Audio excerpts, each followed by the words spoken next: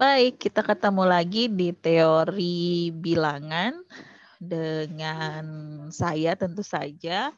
Jadi mata kuliah semester ini, semester genap, itu teori bilangan. Apa saja nanti yang akan dipelajari dalam teori bilangan? Itu yang pertama ada induksi matematika, yang kedua ada keterbagian, ketiga itu bilangan prima, kemudian kekongruenan, dan terakhir itu teorema Fermat.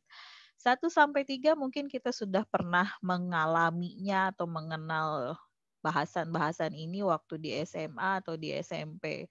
Tapi mungkin yang 4, 5 ini baru sekarang kita pelajari. Tapi sebetulnya kekongruenan kalau tidak salah ada juga di SMA. Nah, referensi yang digunakan di sini kita menggunakan elementary number theory dari Burton. Kemudian saya gunakan yang edisi ke-6, tapi sebetulnya ada yang lebih baru dari sini, bisa nanti digunakan juga. Kita mulai lanjut ke yang pertama, itu tentang induksi matematika. Induksi matematika itu terdiri dari 2, ada induksi matematika dan ada teorema binomial. Ini ada di halaman 1 sampai dengan 10 bukunya Burton, nanti tinggal dilihat saja. Kemudian ini ada sebuah kutipan dari Kronecker, katanya Tuhan itu menciptakan bilangan asli dan selebihnya bilangan ada yang di dunia ini itu merupakan hasil kerja dari manusia. Jadi matematikawan mungkin bekerja banyak hal menemukan bilangan-bilangan baru seperti halnya desimal, basis 2 dan lain sebagainya. Nah, yang pertama dari induksi matematika ini adalah mengenai well ordering principle. Jadi well ordering principle ini berkata bahwa setiap himpunan tidak kosong dari bilangan bulat non negatif pasti memiliki elemen terkecil. Atau kalau bahasa matematiknya, terdapat bilangan bulat A dalam S sedemikian sehingga A itu kurang dari sama dengan B untuk semua B anggota S gitu. Jadi kalau kita punya sebuah himpunan pasti ada elemen terkecilnya, tapi himpunan itu himpunan bilangan bulat non negatif. Jadi ini yang dikatakan oleh well ordering principle. Well ordering principle ini sering digunakan untuk membuktikan sifat-sifat bilangan yang ada. Misalnya di sini ada sifat Archimedes. Sifat Archimedes mengatakan bahwa jika A dan B adalah bilangan bulat, maka ada bilangan bulat positif N sedemikian sehingga N kalau dikalikan dengan A, dia akan lebih besar dari B. Gitu. Demikian kata Archimedes. Buktinya bagaimana? Pembuktiannya nanti akan menggunakan yang well ordering principle ini. Kita lihat. Pembuktiannya dengan cara kontradiksi. Jadi, asumsikan pernyataan sifat Archimedes yang mau kita buktikan itu tidak benar. Gitu. Nah, sehingga untuk beberapa A dan B, jadi kalau tadi kan untuk setiap, ketika kita mau membuktikan dengan menegasikan pernyataan yang sebelumnya, untuk setiap ini berubah jadi untuk beberapa. Jadi diketahuinya itu ini, beberapa atau ada A dan B, sedemikian sehingga kalau N dikalikan A itu kurang dari B untuk setiap bilangan bulat positif N. Jadi kalau tadi ada bilangan bulat positif N, kalau sekarang negasinya itu untuk setiap bilangan bulat positif N. Gitu. Saya coba pen.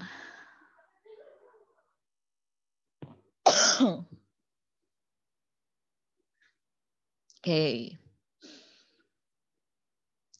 Sekarang kita lihat di sini. Kemudian tadi kita katakan bahwa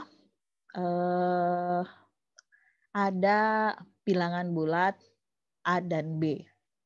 Kita sekarang coba mengkonstruksi sebuah himpunan. Himpunannya ini merupakan himpunan dari B dikurangi A. Nah, jadi himpunan B dikurangi NA, di mana N-nya itu bilangan bulat positif. Himpunan ini seluruhnya merupakan bilangan bulat positif. Gitu. Berdasarkan teori well ordering principle, maka S, karena dia bilangan bulatnya non negatif ya, dia punya elemen terkecil. Kita katakan elemen terkecilnya itu adalah B dikurangi MA. Kemudian perhatikan bahwa kalau B dikurangi MA ini anggota dari S, B dikurangi M plus 1A juga pasti akan merupakan anggota dari S. Analoginya atau induksinya mungkin begitu. Kalau 7 dikurangi 2 kali 3 dengan 7 dikurangi M plus 1 ya. Tadinya 2, sekarang M plus 1-nya jadi 3 kali 3. Ini kan pasti lebih kecil yang ini. Karena pengurangnya menjadi semakin besar. Kalau ini saja yang lebih besar ada di S, yang lebih kecil pasti ada di S. Nah, gitu. Jadi B min M plus 1A pasti juga ada di S. Karena S ini dari bentuk B dikurangi NA. Gitu. Selama N-nya ini bilangan bulat positif. Nah, tadi kita katakan bahwa B dikurangi M plus 1A itu akan sama dengan B dikurangi MA kurangi A. Atau kita bisa bilang B dikurangi MA kurangi A. Ini pasti kurang dari B min MA. Ini nih, tadi analoginya ke sini. Ini berarti,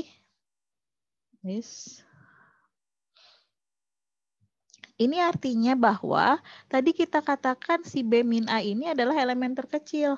Tapi kalau kita punya B min M plus 1A, ternyata B min M plus 1A ini justru lebih kecil dari elemen terkecil.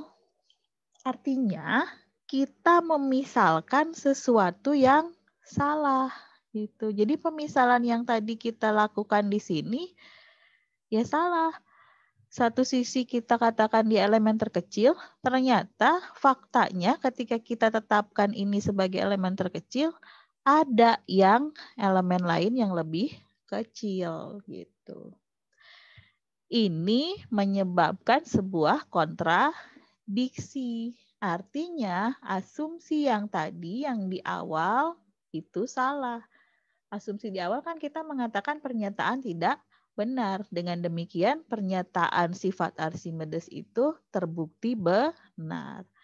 Jadi membuktikan itu bisa dengan membuktikan sesuatu yang benar itu dengan coba menunjukkan bahwa kalau kita menganggap itu benar, maka akan ada timbul sebuah kontradiksi dari anggapan yang tadi itu. Gitu.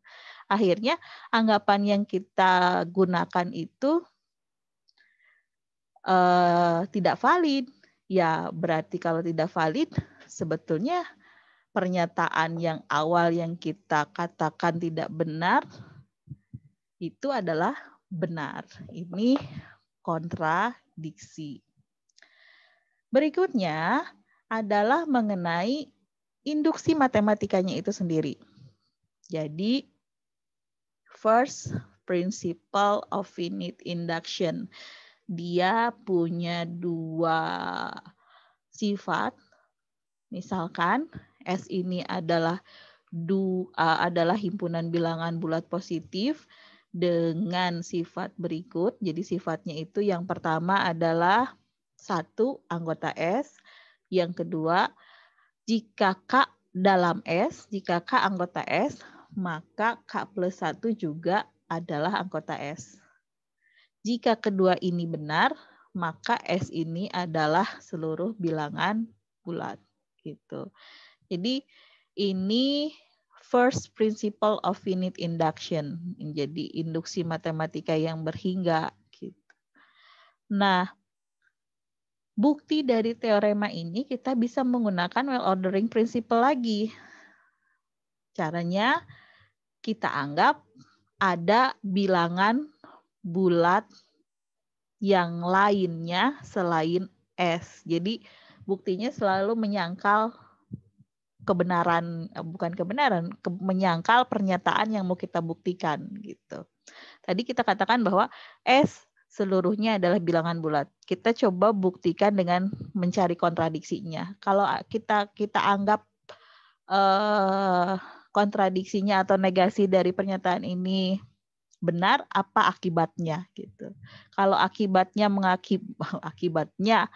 menghasilkan sesuatu yang kontradiksi, berarti yang kita asumsikan tadi ya salah gitu. Kita lanjut ke sini. Misal T himpunan semua bilangan bulat positif bukan S. Kita asumsikan T ini tidak kosong juga. Kata well ordering principle, karena T adalah himpunan bilangan bulat positif, maka T pasti punya elemen terkecil. Katakanlah elemen terkecilnya itu adalah A. Gitu. Nah, elemen terkecil A ini kita notice. Yang pertama dari prinsip ini adalah satu adalah anggota S.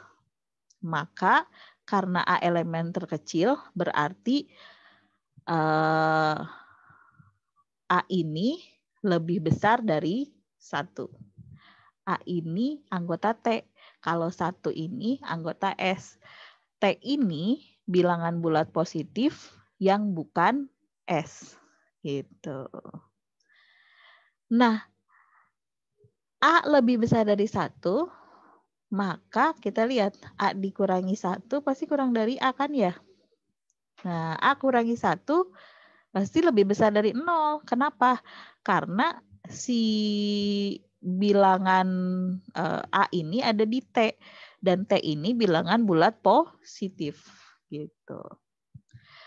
Kita lanjut.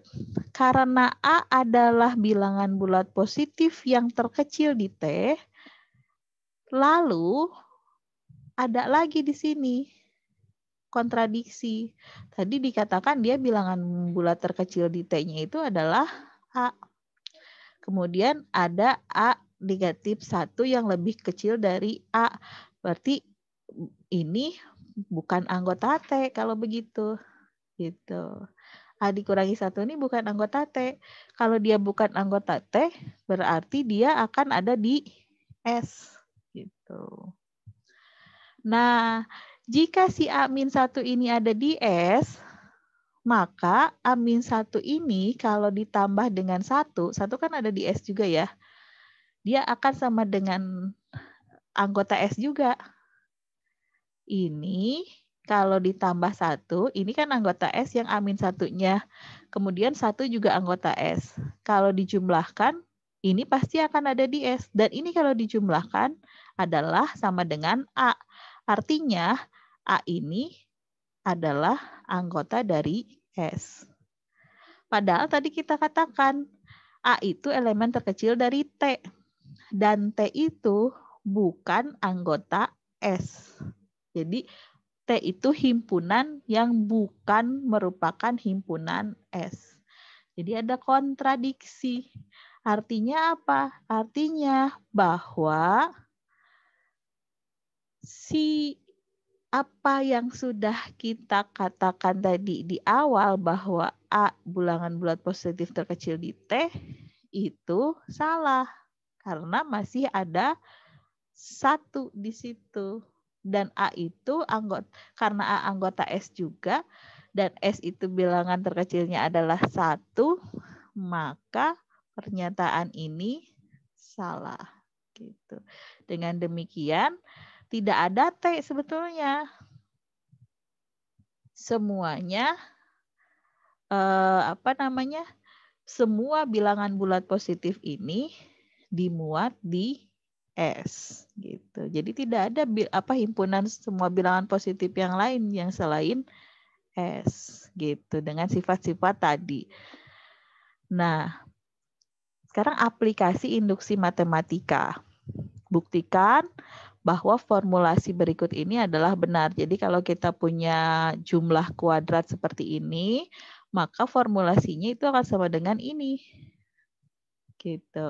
Jadi kalau 1 kuadrat tambah 2 kuadrat tambah 3 kuadrat plus seterusnya ditambah seterusnya sampai dengan n kuadrat itu akan sama dengan n dikali 2n plus 1 dikali n ditambah 1 dibagi dengan 6. Ini untuk n-nya bilangan bulat positif.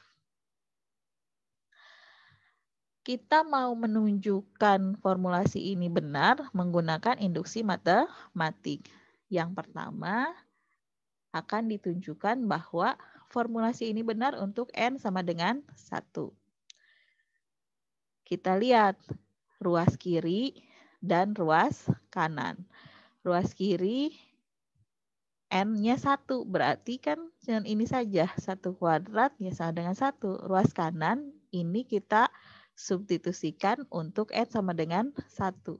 Sehingga kita dapat ini sama dengan 1 juga. Gitu. Kemudian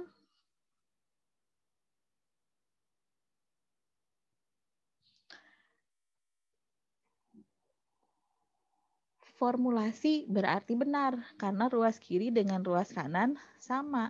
Jadi untuk n sama dengan 1, formulasi ini benar.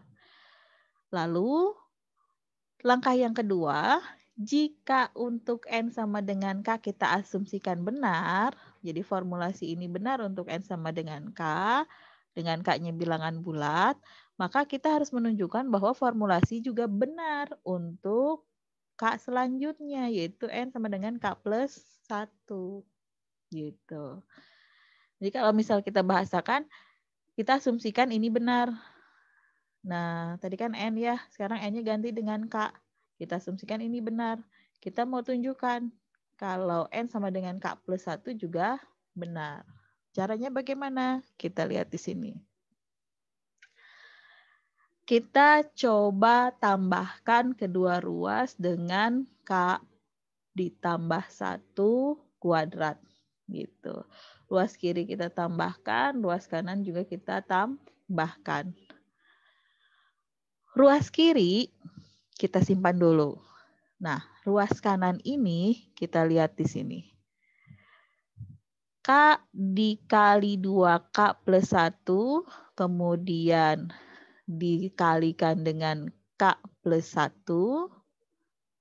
Ini dibagi dengan 6, ditambah dengan K ditambah 1 kuadrat, itu bisa ditulis seperti ini. Jadi K plus 1-nya saya tulis bentuknya menjadi ini, K plus 1 kuadratnya. Jadi penyebutnya disamakan dengan yang sebelumnya, kemudian K plus 1-nya kita urai. Tadinya kuadrat jadi K plus 1 kali K plus 1. Kemudian kita distribusikan. Ini kan punya K plus 1, di sini juga punya K plus 1. Jadi K plus 1-nya kita coba menggunakan sifat distributif. K plus 1-nya di sini, kemudian yang di dalam kurungnya berarti tinggal K dikali 2K plus 1 per 6, yang di sini 6K plus 1. Ini karena penyebutnya sama, jadi per 6. Jadi di atas adalah penjumlahannya. K ditambah 2K dikali 2K plus 1 ditambah dengan 6K plus 1. Kemudian ini sama dengan, kita lanjut ke sini, 2K ditambah 6K plus 6, ini tinggal di operasikan, kita dapat itu. Sehingga di sini kita dapat bahwa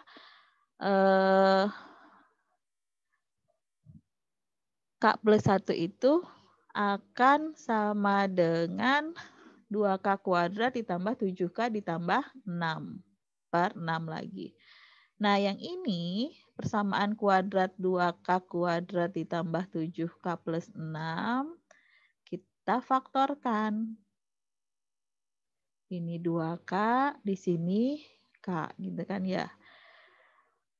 2 kali 6, 12. 7 bilangan yang kalau dikalikan sama dengan 12, kalau dijumlah sama dengan 7. 4 dengan 3. 4 bagi 2 itu 2. 3 bagi 1 itu 1. Jadi pemfaktorannya adalah ini. 2K plus 3, kemudian K plus 1. Nah ini karena perkalian kita bisa tulis seperti ini. Jadi langsung. Sehingga nanti yang 2K plus 3 ini kita bisa tulis dalam bentuk seperti ini. 2K plus 3 itu kan sama aja dengan 2K ditambah 1 tambah 1. Kenapa coba? Ini kalau misal kita distribusikan kan 2K plus 2 ditambah 1. Sama aja dengan 2K plus 3. Begitupun dengan K ditambah 2. Ini kan sama aja dengan K ditambah 1 plus 1.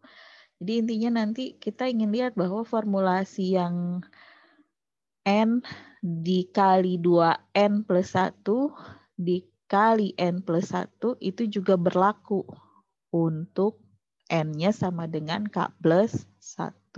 Gitu. Nah, jadi kalau untuk N-nya sama dengan K plus 1, ini kan N. Di sini juga K plus 1, 2N. Jadi 2K plus 1, N plus 1, jadi K plus 1 plus 1.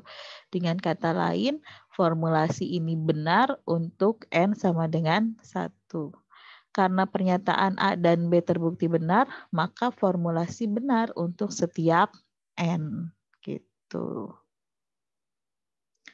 Sekarang kita lihat teorema binomial. Sebelum ke teorema binomial, kita kenalan dulu dengan koefisien binomial. Koefisien binomial ini biasanya ditulis sebagai kombinasi NK. Jadi untuk setiap N bilangan bulat positif dan K bilangan bulat yang memenuhi syarat ini, jadi K-nya itu ada di antara 0 dan N. Bisa sama dengan ataupun di antara itu. Bisa sama dengan 0 atau lebih besar 0 atau kurang dari sama dengan N. Nah, si kombinasi ini definisinya adalah ini. N faktorial, kombinasi dulu kan kita pernah belajar di SMA ya. N faktorial dibagi dengan K faktorial, kemudian dikali dengan N min K faktorial. Kemudian si koefisien binomial ini nantinya terkait dengan aturan Pascal, di mana kalau kita punya N kombinasi NK, kemudian dijumlahkan dengan kombinasi NK min 1, itu akan sama dengan kombinasi N ditambah 1K. Dengan syarat K-nya itu ada di antara 1 dan N. Untuk membuktikan aturan ini, triknya adalah kita kalikan formulasi ini, identitas ini dengan faktorial ini. N faktorial, kombinasi ini maksudnya ya, dibagi dengan K dikurangi 1 faktorial kali dengan N min K faktorial. Sehingga nanti diperoleh seperti ini. Tadi kan 1 per K dikalikan dengan ini. Kemudian tadi 1 per N min K dikalikan dengan yang faktorialnya. Ini juga sama. Nah, yang ini, kalau misal kita kalikan, Lihat, K dengan K min 1 faktorial. Ini kan sama aja dengan K faktorial. Terus N min K dengan N min K plus 1. Ini kan N min K plus 1. Itu sama aja dengan N min K plus 1 faktorial. Lalu yang sebelah sini. K dengan K min 1 jadi K faktorial. N min K plus 1 dengan N min K itu jadi N min K faktorial. Yang di atas N plus 1 kali N faktorial menjadi N plus 1 faktorial. Gitu. Yang ini merupakan definisi dari kombinasi NK. Yang sini merupakan definisi dari kombinasi NK min 1. Kalau yang ini merupakan definisi dari N plus 1K. Ininya kan N plus 1. Ini K min 1. Yang di sini K, di sini K. Gitu. Jadi aturan Pascal itu pembuktiannya dengan mengalihkan identitasnya dengan ini faktorial ini. N faktorial dibagi dengan K min 1 faktorial kali dengan N min K faktorial. Nah, formulasi di atas ini akan membentuk sebuah konfigurasi dari segitiga Pascal. Kita sudah pernah dengar ini, bahkan sering menggunakannya dulu di SMA mungkin. 1, 1, kemudian di sini 1, ini 1 lagi, di tengah-tengahnya itu penjumlahannya. 1, kemudian ini jumlahkan jadi 3, ini jumlahkan jadi 3, ini 1. Ini 1 lagi, jumlahkan 4, 3 sama 3 jadi 6, 3 sama 1 jadi 4, kemudian ini 1. 1 lagi, 1 sama 4 jadi 5, 4 sama 6 jadi 10, 6, 4, 10, kemudian 4, 1, 10, kemudian 1 lagi. Dan seterusnya. Ini adalah konfigurasi dari segitiga Pascal. Nah, yang teorema binomialnya itu sendiri apa? Jadi teorema binomial itu merupakan formulasi yang merepresentasikan ekspresi dari ekspansi ini. A ditambah B pangkat N dengan N-nya itu lebih besar dari 1. Menjadi sebuah kuasa penjumlahan dari A dan B. Kuasa penjumlahan itu seperti apa? Misal ini. A ditambah B pangkat 1 ya sama dengan A ditambah B. A ditambah B pangkat 2, A kuadrat ditambah 2AB ditambah B kuadrat. Kalau pangkat 3, pangkat 3, 3A kuadrat B, 3AB kuadrat, B pangkat 3, dan seterusnya. Kalau kita lihat koefisiennya ini 1, ini 1, ini 1, 2, 1. 1, 3, 3, 1. 1, 4, 6, 4, 1. Ini mengikuti konfigurasi segitiga Pascal. Sehingga karena dia mengikuti konfigurasi segitiga Pascal, dan segitiga Pascal ini merupakan bilangan-bilangan yang mengikuti koefisien binomial, jadi si ekspansinya teori binomial itu bisa kita tulis dalam bentuk kombinasi untuk N0 sampai dengan N. Gitu. Atau kita bisa tulis kalau A plus B pangkat N itu kombinasi N0, A pangkat N, N1 kombinasinya A pangkat N. Jadi si A-nya pangkatnya berkurang sampai dengan A pangkat 0, si B-nya pangkatnya bertambah sampai dengan pangkat N. Dan si K-nya di sini dia dari 0 sampai dengan nanti di N. Gitu. Jadi nanti kalau kita tulis dalam bentuk kuasa jumlah itu akan sama dengan sigma NK A pangkat N min K. Jadi N-nya berkurang sampai dengan K. Kalau si K-nya ini bertambah dari 0 sampai dengan N. Gitu. Nah, pembuktian teorema binomial ini dengan induksi matematika. Ini nanti bisa dilihat di halaman 10 gitu. Oke. Itu yang bisa disampaikan hari ini. Kita ketemu lagi nanti minggu depan dengan agenda atau materi yang lain.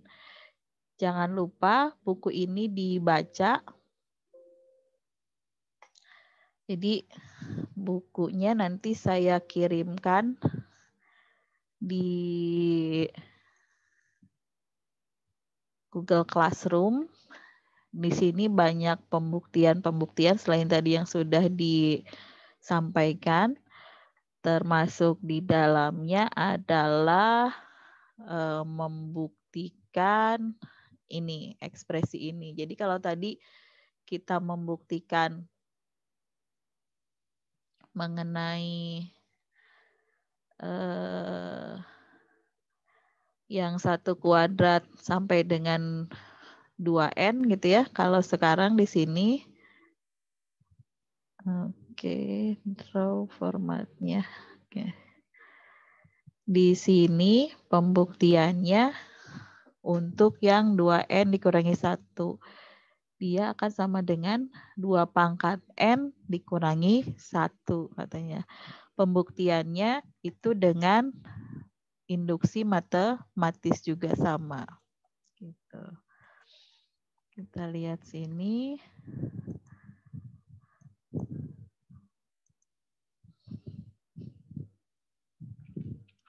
Nah, ini bisa dilihat kalau N sama dengan 1, yang ini.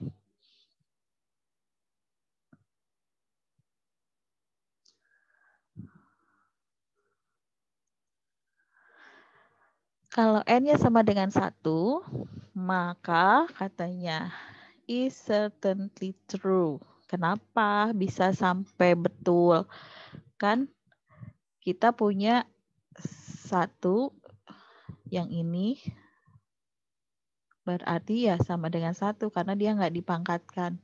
Kemudian yang sebelahnya, yang sebelah kanannya 2K min 1, 2K dikurangi 1.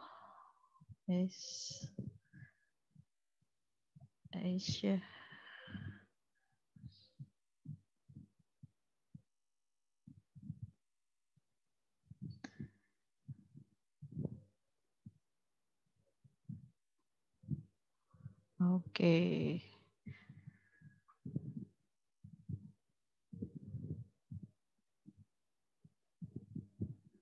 2K dikurangi 1. K-nya kalau misal 1 berarti 2 pangkat 1 dikurangi 1 ya, tetap 1. Jadi sebelah kiri 1, sebelah kanan juga 1. Jadi 1 benar untuk keduanya. Sekarang kita mau buktikan bahwa kalau misalkan N sama dengan K ini benar untuk bilangan bulat, K bilangan bulat, maka kita harus buktikan dia benar juga untuk K plus 1 gitu. Jadi di sini kita tambahkan kedua ruas dengan 2 pangkat K. Ini kalau tadi kan kita tambahkan dengan K plus 1-nya, kalau sekarang kita tambahkan kedua ruas dengan 2 pangkat K. Kiri tambahkan 2 pangkat K, yang kanan juga sama gitu. Nah, sekarang perhatikan untuk yang kanan. Yang kanan ini kalau misal kita lihat, ini kan 2 pangkat K, ini 2 pangkat K.